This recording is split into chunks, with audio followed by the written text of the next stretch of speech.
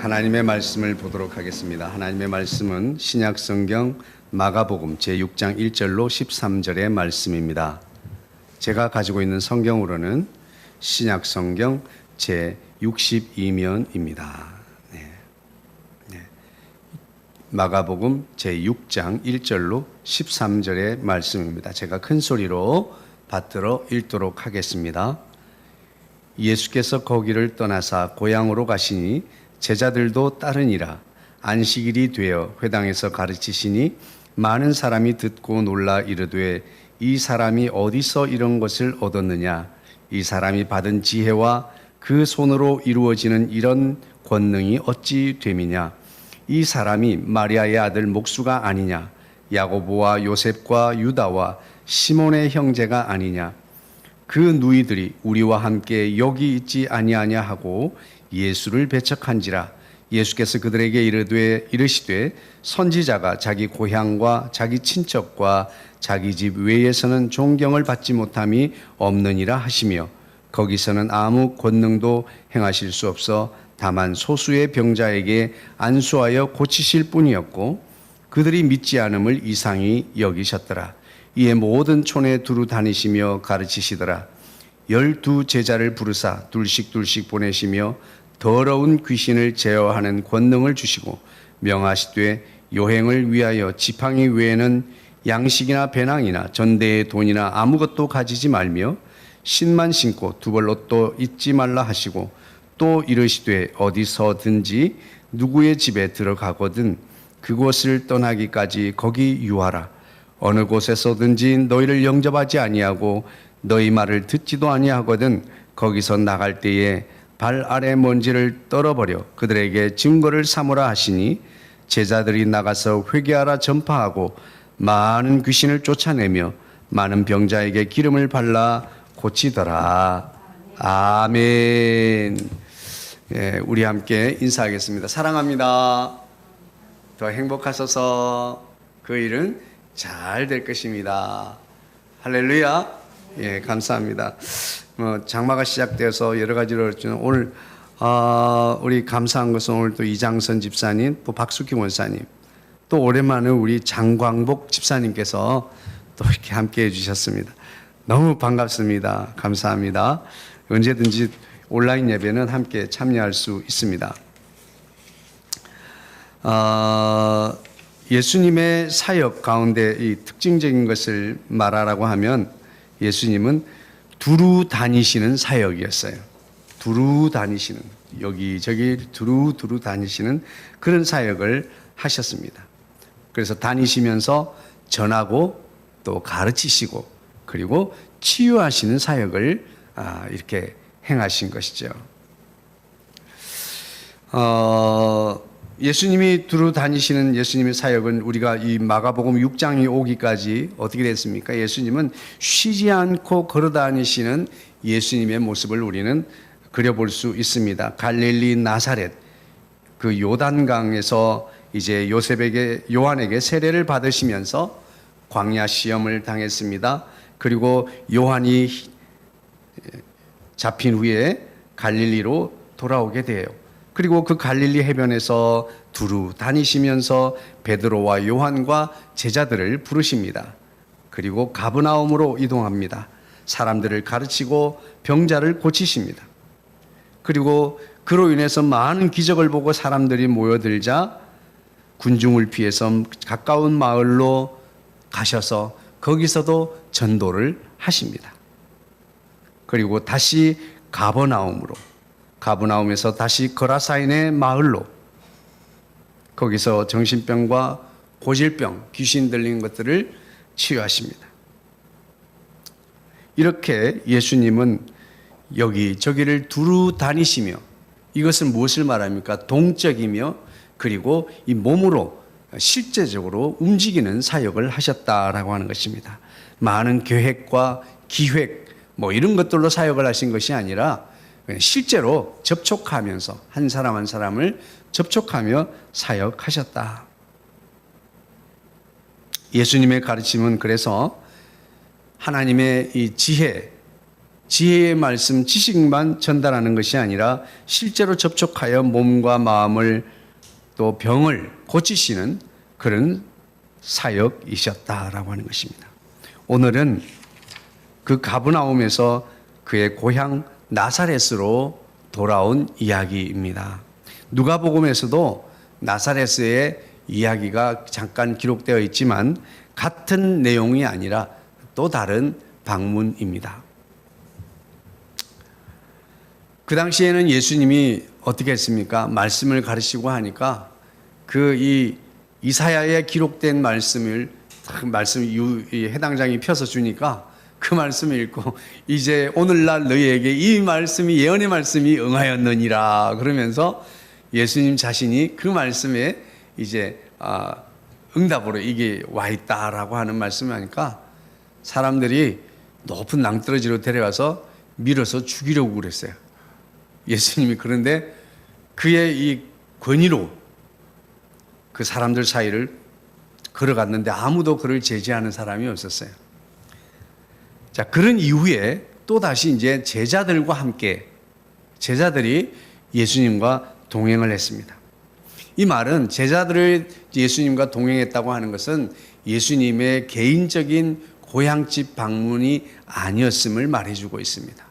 그의 공생애가 시작되었고 사역 중에 여기저기를 다니는 중에 가버나움에서 또 다른 곳으로 이동하시면서 나사렛으로 오게 된 것입니다.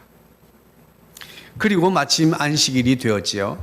안식일이 되어서 회당에서 이제 하나님 앞에 예배 드리면서 말씀을 또 가르치게 되었습니다. 그런데 사람들이 소란이 일어났어요. 이게 어찌 됨이냐? 왜 그랬을까요? 성경에서는 예수님의 이 지혜와 권능에 놀랬기 때문이다라고 설명을 하고 있어요.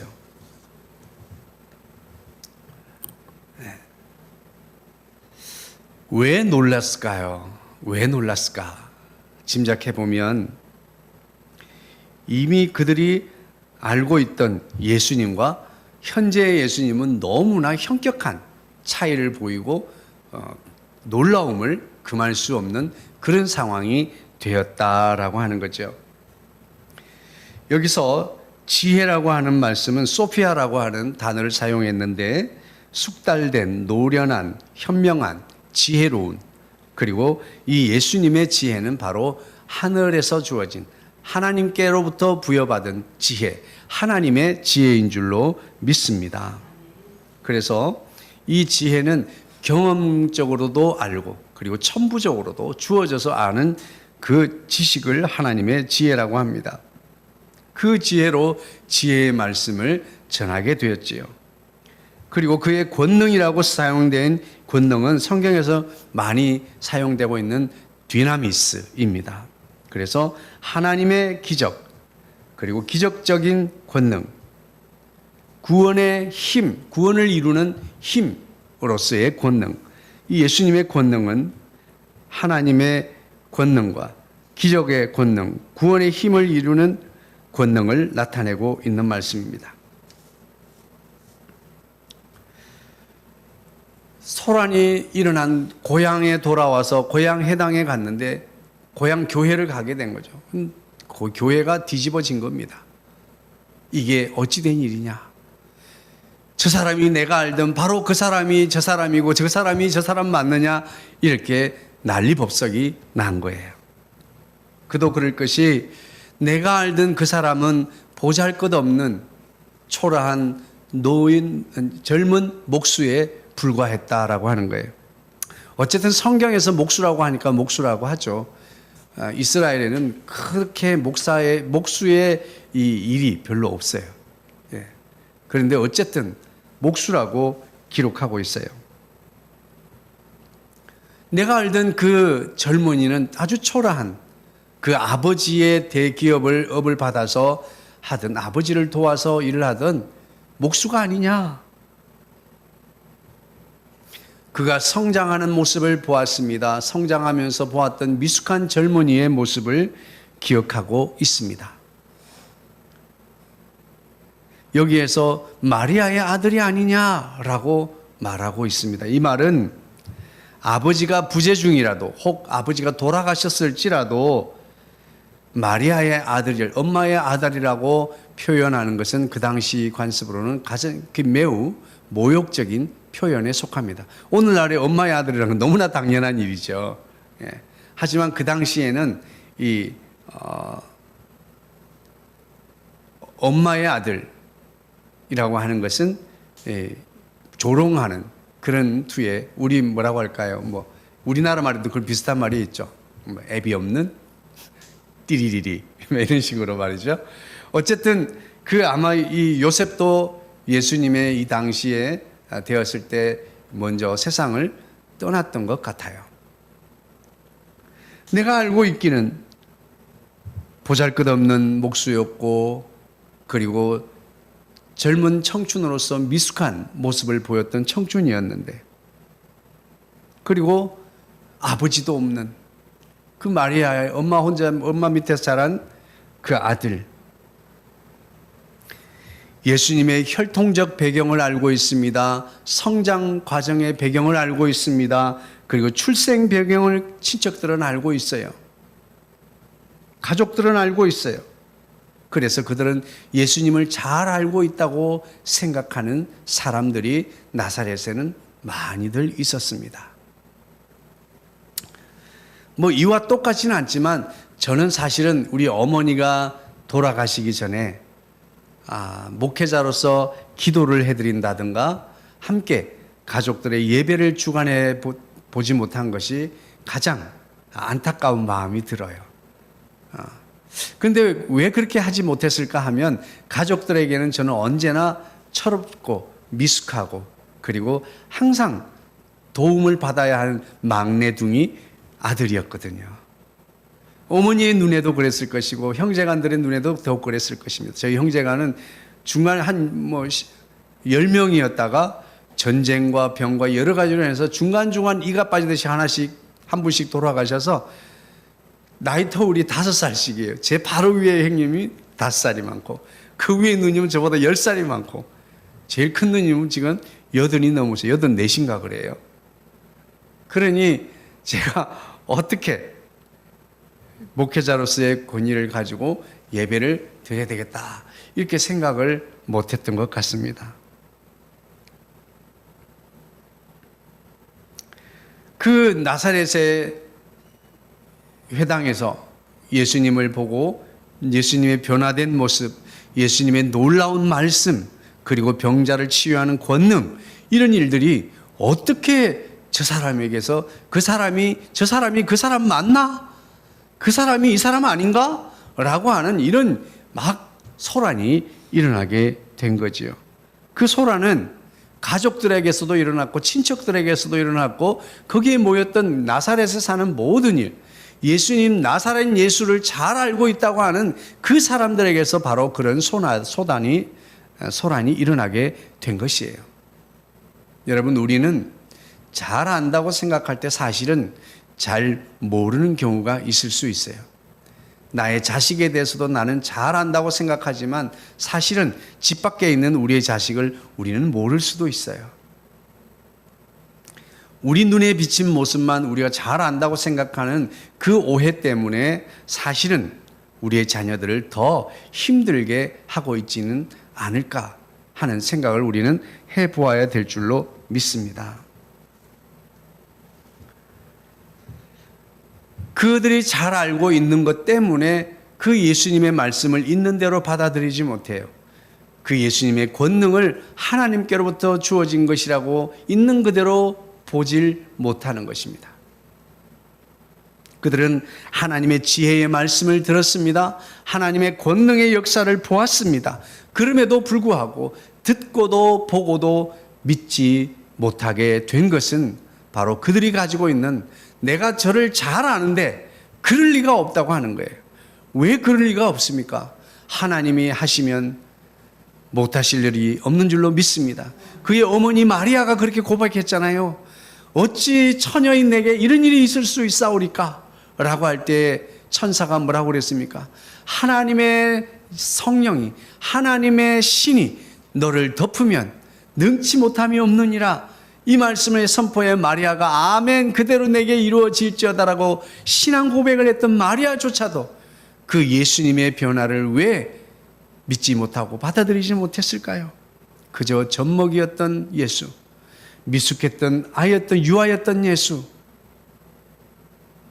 늘 도와주고 관리를 했던 그 예수로만 기억하고 있기 때문이에요.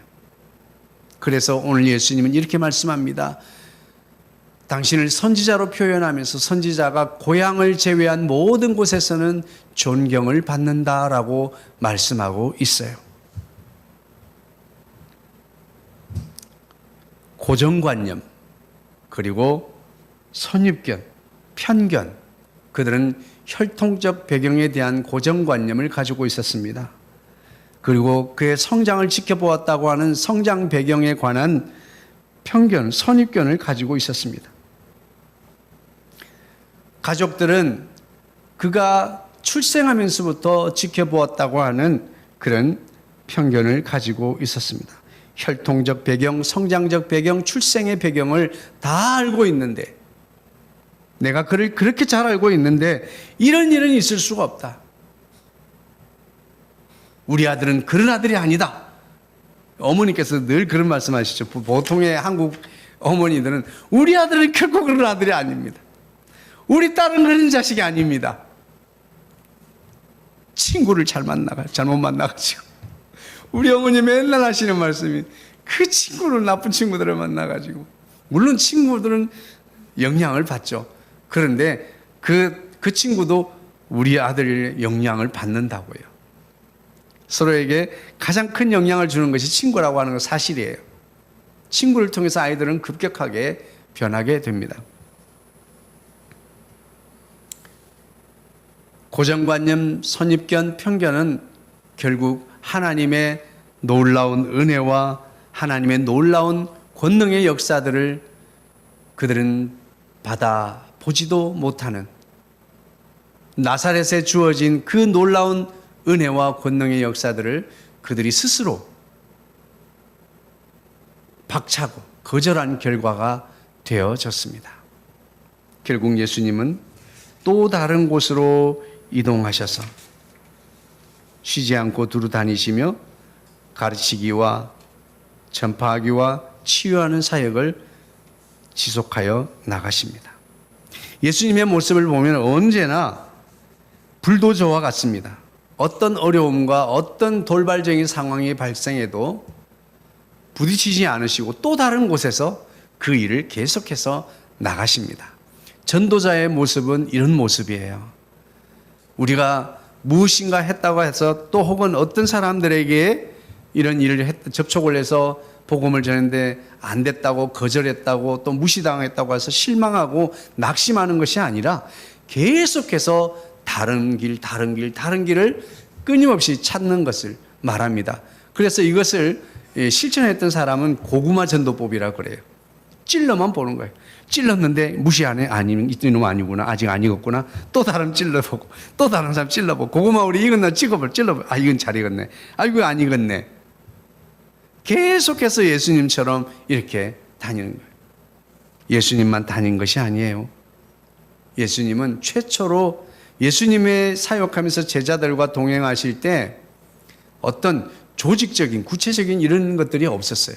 그런데 최초로 예수님께서 조직을 운영해서 전도대를 파송한 사건이 오늘 사건입니다.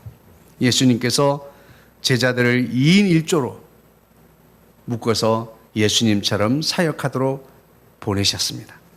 그런데 보낼 때 그냥 보내지 않고 그들에게 권능을 주시고 권세를 주셔서 보내신 줄로 믿습니다. 귀신을 제어하는 권세를 주셨어요. 할렐루야. 그리고 회개를 책망할 수 있는 권세를 주셨습니다. 그리고 병자를 치유할 수 있는 권세를 주어 보내신 것입니다.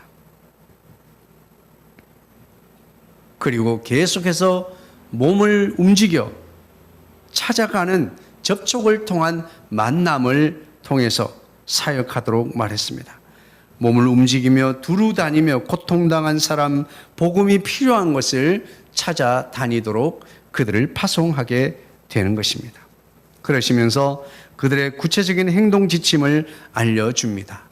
첫 번째는 무조건 아무것도 준비하지 마라. 아무것도 소유하지 마라 하는 것이 예수님의 전도대원들에 대한 구체적 행동 지침입니다.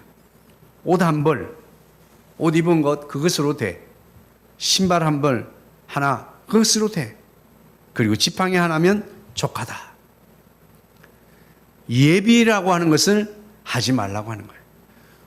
우리가 불안한 것은 우리 통장에 예비된 잔고가 없기 때문에 불안한 거예요. 우리에게 예비된 시간이 없기 때문에 우리는 늘 불안한 거예요. 우리는 예비되어 있을 때 늘 안정감을 느끼고 평안함을 누립니다.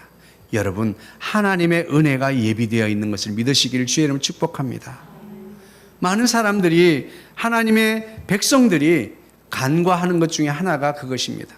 통장에 잔고가 예비되어 있을 때는 힘을 얻고 뿌듯하고, 내가 시간이 예비되어져 있고 내가 모든 것이 준비되어져 있을 때에는 만족하고 평안함을 누리지만, 정작 하나님의 놀라우신 은혜가 예비되어져 있음에도 불구하고 평안함을 누리지 못한다고 하는 사실입니다. 여러분, 하나님의 은혜 가운데 가장 큰 은혜가 무엇입니까? 하나님의 예비하심을 믿고 평안함을 누리는 거예요. 할렐루야. 이것을 뭐라고 말로 표현할 수가 없습니다. 하나님께서 예비해 두셨기 때문에 평안하다는 거예요. 할렐루야. 이 평안함을 누리시기를 주의 이름으로 축복합니다. 제자들은 황당했을지도 모릅니다. 아씨, 내 보내시면서 아무것도 안 주고 보내시냐? 이렇게 말합니다. 저희 부교육자 시절에도 그렇습니다. 하나님, 뭐 좀 전도를 하려면 교회에서 전도비를 좀 지출해주고 좀 책정을 해주시든지, 뭐 사역을 하려면 좀 청년부에 뭐 성가대에 우리 또 신방하는 선방대원들에게 예산을 좀 주셔야지. 항상 12월 달이 되면 교회에서 싸움이 일어나는 게 뭡니까? 예산 더 가져가겠다고. 우리는 예산 싸움 안 해서 너무 감사해요. 그래서 언제든지 여러분, 우리는 예산의 예비됨을 만족하게 아니라 하나님의 은혜의 예비됨을 만족할 수 있게 되기를 주의 이름으로 축복합니다. 그래서 그들의 생활 태도는 어떻게 됩니까? 실전에 너희들이 나가서 이제 한 가정 한 심령을 접촉하게 될 것이야. 그러면 거기 가서 너희를 영접하지? 그러면 거기서 유하라 그랬습니다. 어디서 자요 예수님? 뭘 먹어요? 생활을 어떻게 해요? 라고 할 때에 너희를 영접하는 사람을 예비해 두겠다라고 하는 것입니다. 하나님의 예비하심이 있다라고 하는 사실이에요. 할렐루야. 오늘날에도 모든 사람들이 복음을 거절하는 것 같지만 복음을 위하여 예비된 심령이 있다라고 하는 것이에요. 할렐루야. 그들을 통하여 하나님이 너희를 책임질 것이다 라고 하는 것입니다. 하나님께서 엘리야를 위하여 사르밧 과부를 예비하시는 것처럼 오늘날 이 시대를 살아가는 저와 여러분에게도 복음을 위하여 살아갈 때 하나님의 예비된 은혜가 있을 줄 믿으시기를 주의 이름으로 축복합니다. 그래서 어땠습니까? 그들이 파송되었습니다.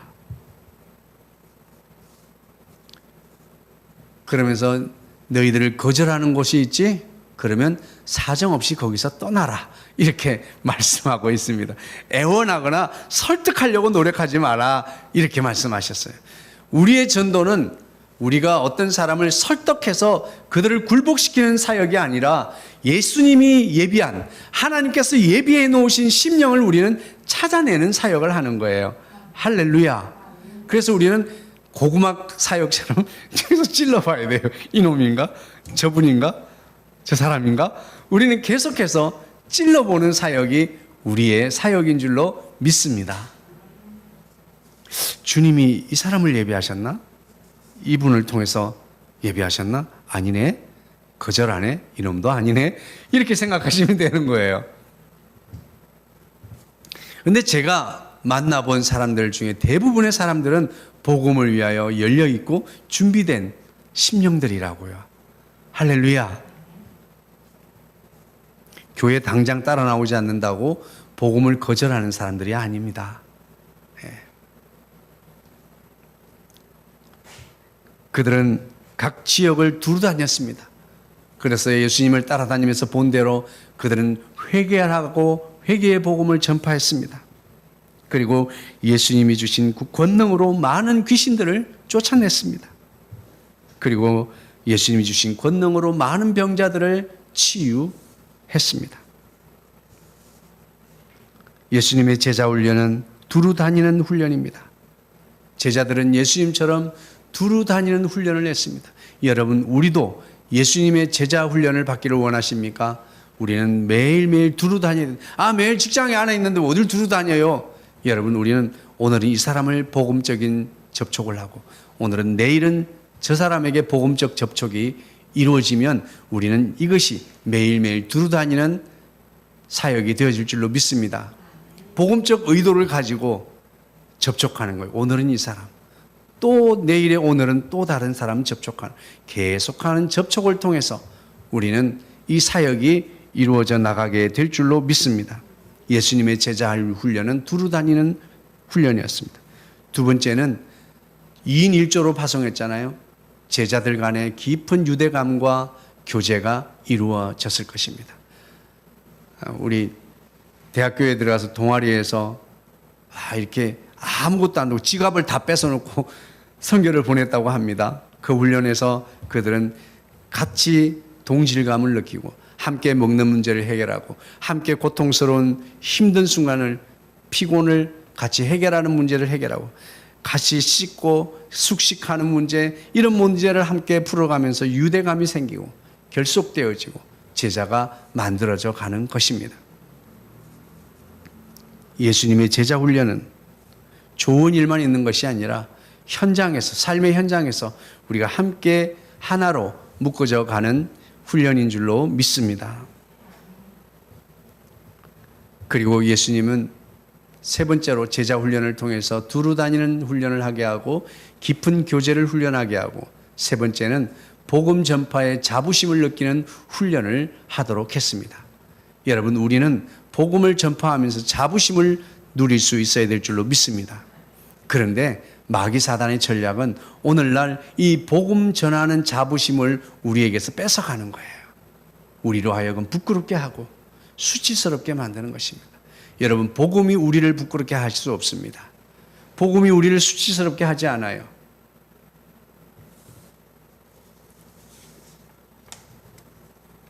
예수님은 그들을 부르시고 그들을 보내시며 권능을 주셨습니다. 오늘날도 여전히 마찬가지입니다. 예수님은 우리를 부르셨고, 내가 찾기 전에 주님 날 먼저 부르셔서 우리를 구원하셨고, 또한 우리를 세상으로 보내셨습니다. 그리고 우리에게도 여전히 동일한 권능을 주신 줄로 믿으시기를 바랍니다. 이제 그야말로 이제 대한민국 안에 대선의 바람이 불어 닥치기 시작하고 있습니다. 여러 가지 말들이 쏟아지고 있어요. 여러 가지 주장을 쏟아놓고 내가 아니면 안 된다고, 그리고 내가 내어놓는 여러 가지 전략과 방안들, 이런 것들을 쏟아내고 있습니다. 그런데 거기에 대응하는 모습들이 실망스럽습니다. 진영 논리에 따른 대응의 모습들만 보여주고 있습니다. 주장 내용에 따른 반박과 논쟁은 실종된 지 오래가 되었습니다. 이것이 무슨 말입니까? 정치계에서 흔히 사용하는 원리 중에 하나가, 어떤 사람이 메시지를 전했으면 그 메시지에 반박할 논리가 없으면 메신저를 공격하라, 이런 이야기가 있어요. 이 말은 무슨 말입니까?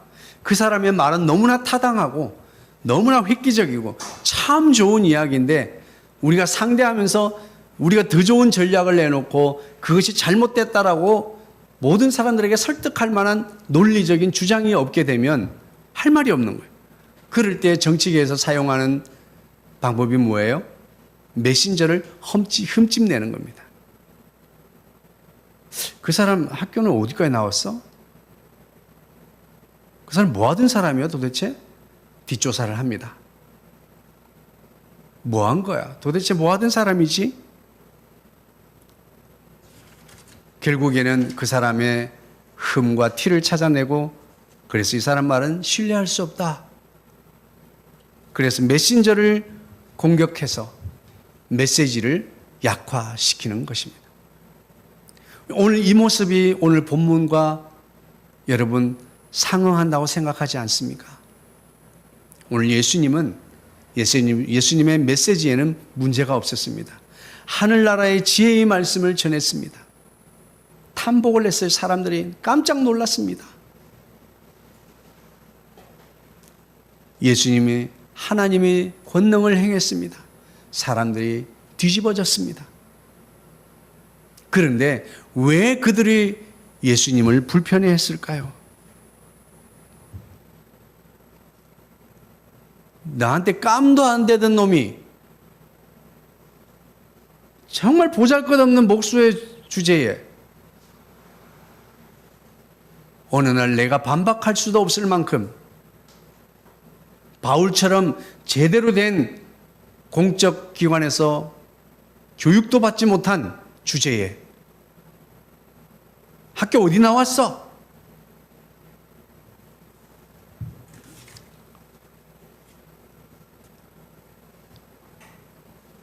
그들은 예수님이 몹시 불편했습니다.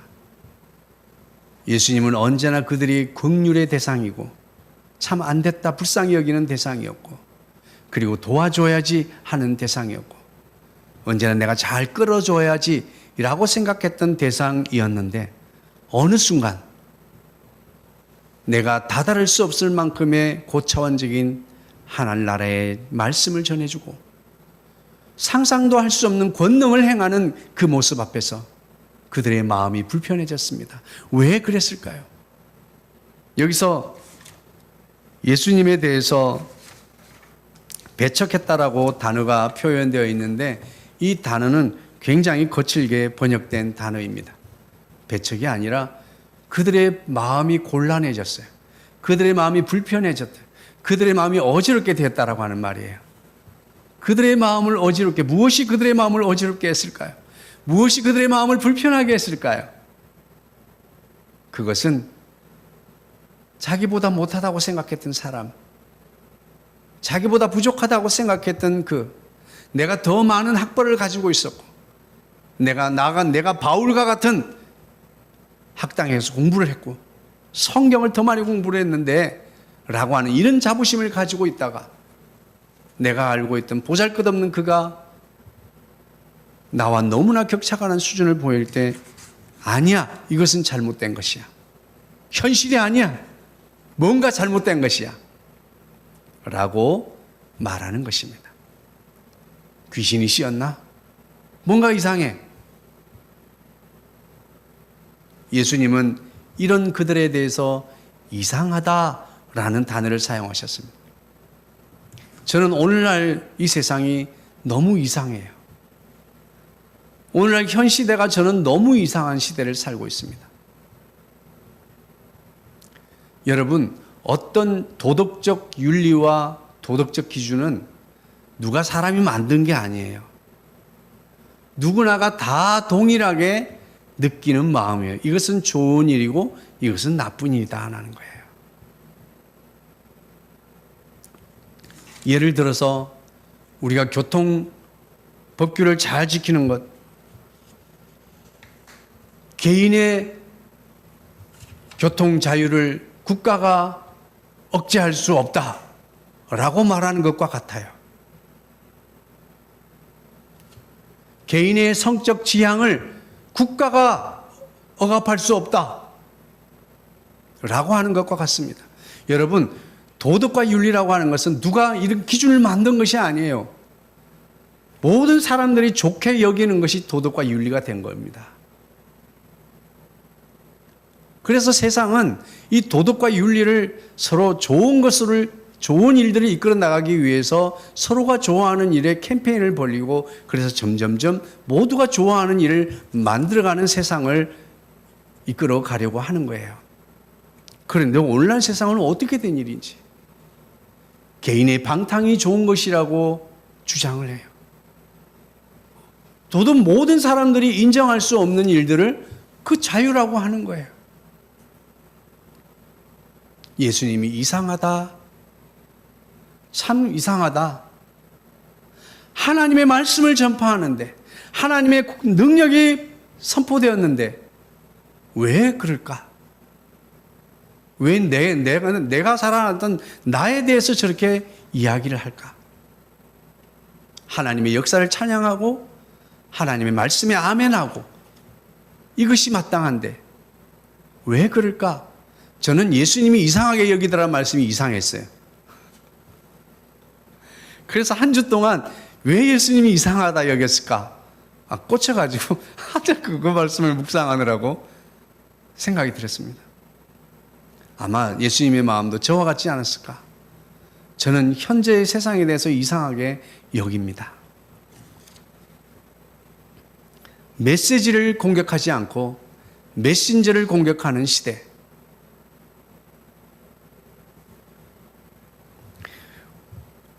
말씀을 마무리하겠습니다. 오늘 저와 여러분은 하나님께로부터 부름을 받은 하나님의 백성, 성도들입니다. 그러므로 우리는 메신저로서 이 사회와 세상 앞에 노출되어져 있는, 메신저로서 공격이 노출된 성도의 삶을 살아가게 되는 줄로 믿으시기 바랍니다.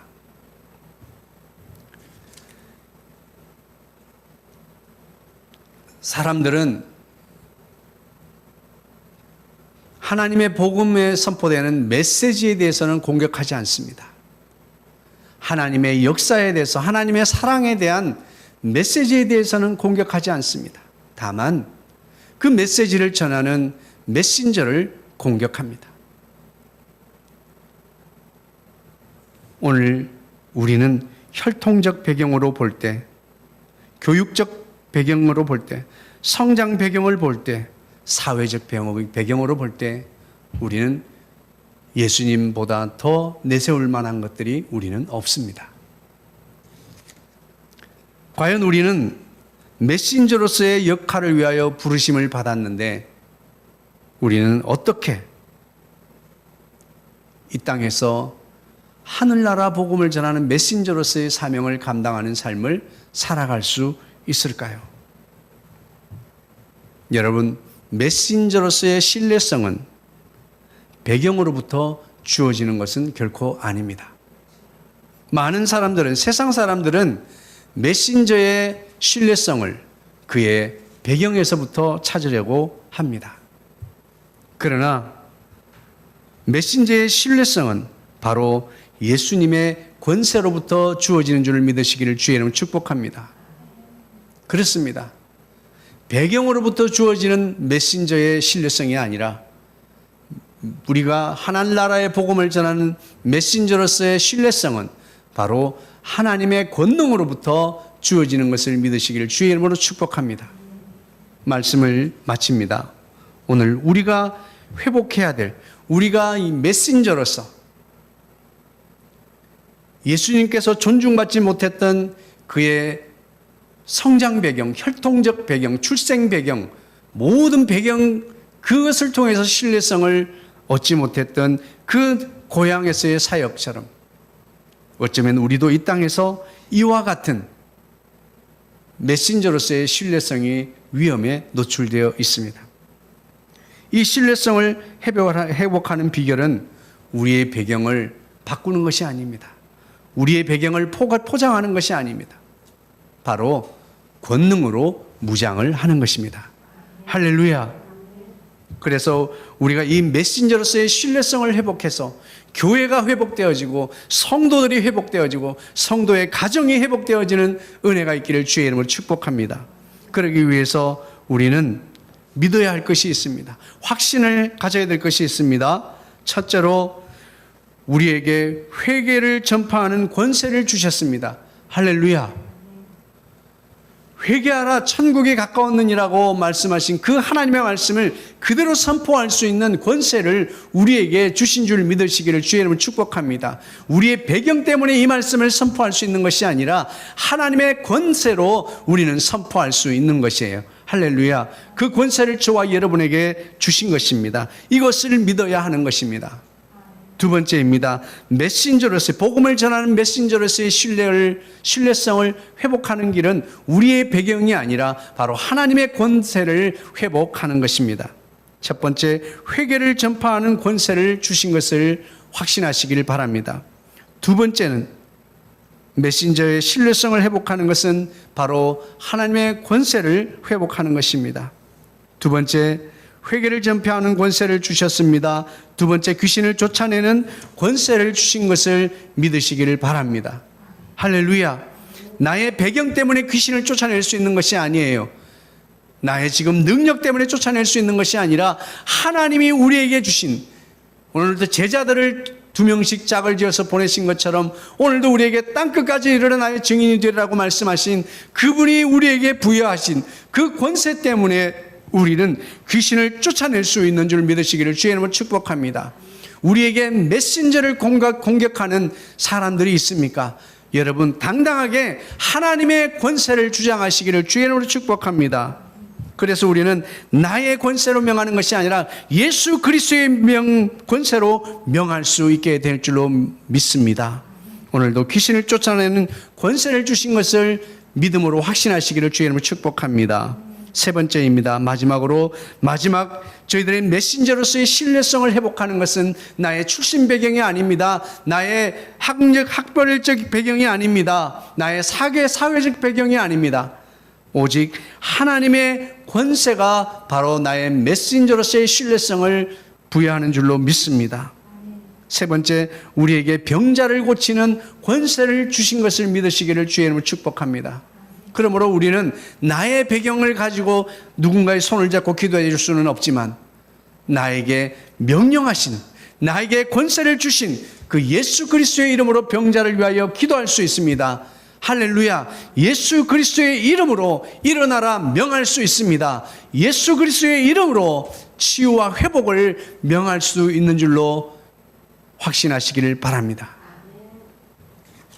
말씀을 마칩니다. 오늘 예수님은 메시지의 문제와 하나님의 권세의 문제가 있는 것이 아니라 그 말씀을 전했던 예수님의 배경을 공격하고 인정하지 않는 그 모습 속에서 그들을 다른 곳으로 복음을 전하셨습니다. 오늘 우리에게도 여전히 이와 같은 문제는 주어져 있습니다. 메시지를 전하기 위한 메신저의 신뢰성은 너무나 중요합니다. 그러나 이 신뢰성은 우리의 배경 때문에 주어지는 것이 아니라 하나님의 권세와 권능으로부터 주어짐을 믿으시고 메신저로서의 예수님이 부르시고 보내신 그 사명을 잘 감당하는 저와 여러분 되어지기를 주의 이름으로 축복합니다. 사랑